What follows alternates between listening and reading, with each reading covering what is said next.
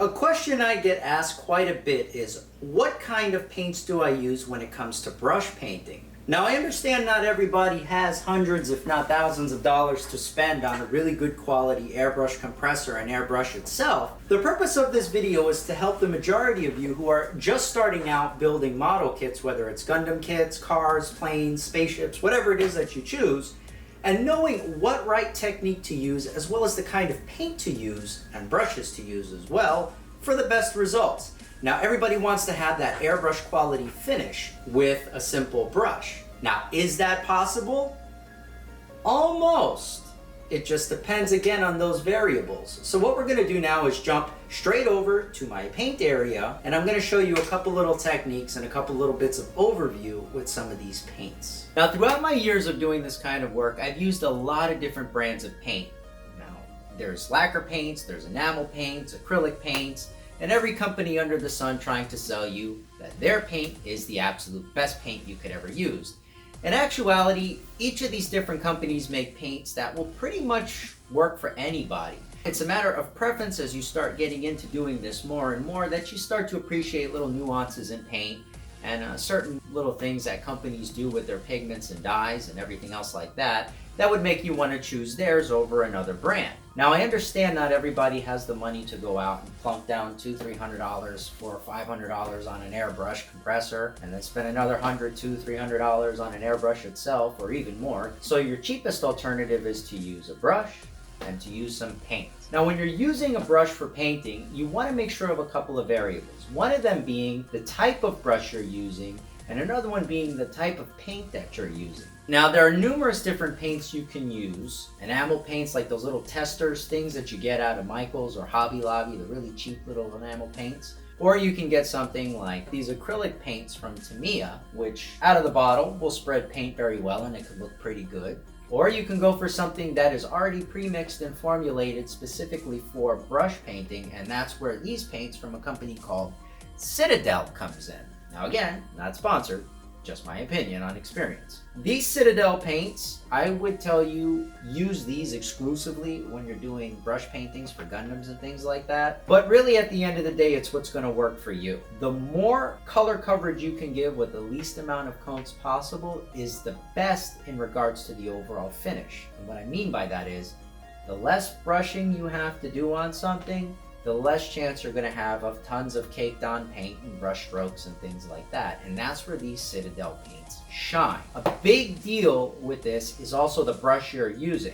So what I like to use are soft bristled brushes in conjunction with the Citadel paints, or even at times Tamiya paints work good too. I'm going to show you a little demonstration right now of how to use these paints. Alright, so what we have now are my Tamiya semi-gloss and my Citadel Abaddon Black. Both of these are pretty much acrylic based paints, and both of them have very good color coverage. Now, one thing is the Tamiya right out of the bottle with no thinning is pretty loose, pretty liquid, whereas the actual Citadel paint itself is a bit thicker, doesn't have that same kind of viscosity that this has. These are really meant for using for tiny little models. However, they do work good for Gundam kits as well that are slightly larger. But what I'm going to do is take my soft bristled Grumbacher No. 2 Golden Edge brush. It's a 4625. It's a soft bristle brush, but you want to use something that's soft bristle again so you don't get all that brush texturing. I'm going to do a little comparison here and take some of this. A little bit goes a long way when it comes to the Citadel paint. And I'm going to sit here and brush over this white area. Now, if you'll notice at first, it's going to take more than one coat because we're going from this white to this black right here. But what I want to do is feather this edge out, because my first coat is really going to be showing a lot of my brush strokes. So how my first coat goes down determines how thick the brush strokes are going to look as I have to do my second coat. So on the right side, or I would believe it will be your left side, you're going to see the Citadel paint. Now if I take my Tamiya paint and I go and I paint the other side, you'll notice the paint goes on darker here and it has a little bit more color coverage than you would normally think. So now what I'm going to do is a second coat on each, as they're pretty much dry except for that one little area right there. So if I take my Citadel paint now and I start to apply it, I'm going to do the second coat, and see how good the color coverage is, but more importantly, how is the texturing when it's all done as well, because that's what you really want to go for. You want to try not to have that brushed on look with a brush. And again, that has to do with a lot of the brush that you're using. So we have coat number 2 on the Citadel side. Let me clean up my brush. And my brush is nice and dry. Now I'm going to do coat number 2 on the Tamiya side. And we're going to see how that works. Now a big thing when you're using these Tamiya paints, especially for brush painting, is that you could get bubbles if you're not careful. And bubbles will ruin any brush paint finish really fast. So be careful how you mix the paint. Now I'm going to show you one of the drawbacks of using the Tamiya paint to do this. Now look at how good that color coverage is. That's because of the technique I'm using. Now here's the importance of using a light touch when you're painting. Watch what happens. You see we got good color coverage there and it's almost drying. Watch what happens when I press hard on the paint. If I'm pressing hard, now the paint stripped right off and it looks like garbage. So the whole trick of this, when it comes to using these Tamiya paints, or pretty much any of them, is you want to do a light coverage coat.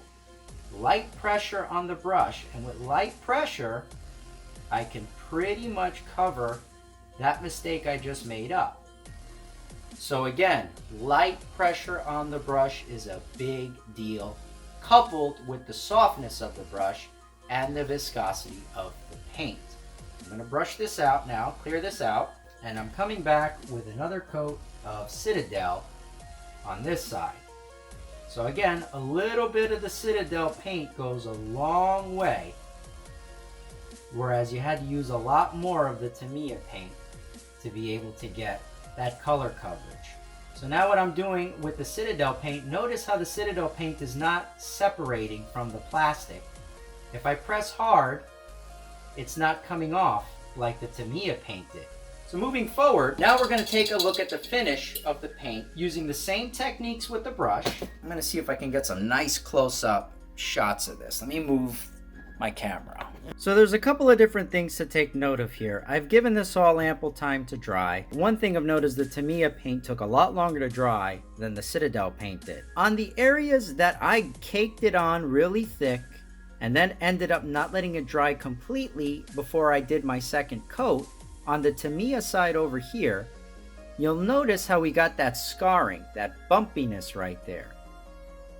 That is a result of pressing too hard on my brush, but more importantly, not letting my initial coat dry before I put the second coat on. So you have to have patience when you are brush coating. The other thing too is the pressure of the brush that you're using. If it's a soft bristle brush, it's not going to be as impactful. If I did this right here with a very stiff nylon brush that you get straight out of those little testers paint kits, this would look 10 times worse. It still looks terrible now, and that's what we're trying to avoid.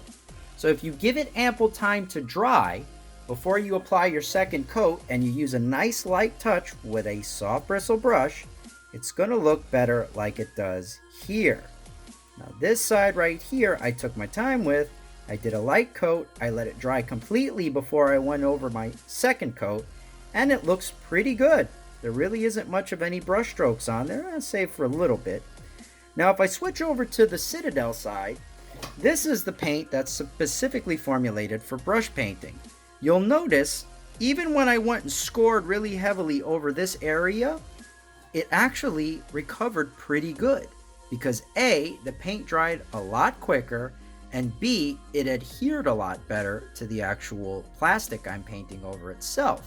Now, what should you use if you're just starting out? I would suggest you actually use the Citadel paints. If the money permits, I would take the Citadel paints any day over any of these other kind of paints, mainly because, again, the viscosity is just right out of the bottle. It takes very little paint to get good color coverage. And if you have the right brush coupled with it, you'll notice you can get almost airbrush quality finish with using that paint versus the Tamiya. I used a lot more paint with the Tamiya to be able to make this color coverage here and get that nice rich black, whereas I only did 2 very light coats with the Citadel paint. So that's pretty much it. I mean, really in closing, a lot of this is going to depend on your patience as an artist, the choice selection you have in materials, and at the end of the day, how you execute applying those materials to the surface you're using. Now, I would highly suggest that whenever you're going to start brush painting something, you wash it off first with some mild dish soap and some water. Get everything nice and clean, oil-free before you start to apply your paints. So this way, it has a better chance of sticking. And on top of that too, it's going to just cover a lot better. You're going to have less chance of paint rejection from a dirty surface. The other thing too is there is such a wide variety of different brushes you could choose. I would stay away from those little garbage nylon brushes that come with the testers kits. Get something that's $3, $4, maybe sometimes $5, $6. It just depends. Invest in some good quality brushes. Don't go ahead and figure you're going to get great results with garbage brushes. It just kind of doesn't work that way. It's the same thing if you get into airbrushing eventually. You want to make sure that you're getting a good airbrush and not a piece of junk if you want to have really good results. All things considered, it's a simple video today, but it's just a quick overview. Eventually down the road, what I'm going to do is a full color shootout with just brush painting. I'm going to use the enamels, I'm going to use the lacquer paints, I'm going to use the acrylic paints, I'm going to use all that kind of stuff, and I will show you different techniques, different brush effects, things like that, washes and stuff like that, which I didn't cover over here, but just really get you as far as you can go with brush painting before you finally feel like you've gotten a good hold of that and finances permit for you to be able to go out and buy an airbrush and start the learning process all over again. And that's a lot of fun, actually. And I almost knocked my table over right now because it is now bolted in. That's really dumb. With that said, thank you very much for watching. I hope you like what you saw. If you did, please comment below. If you have any other questions or concerns or anything like that, comment below. For anybody that's been commenting here for a while, you know that I reply to pretty much everybody that I can as quickly as I can. If you can't reach me here, send me a message on Instagram at Curioventura, and I will gladly reply in due time. Remember to please hit that like button if you like what you saw, share, that helps me out quite a bit, and hit that bell icon to get notified of any future uploads. Thank you very much for watching, hope you have a great day, and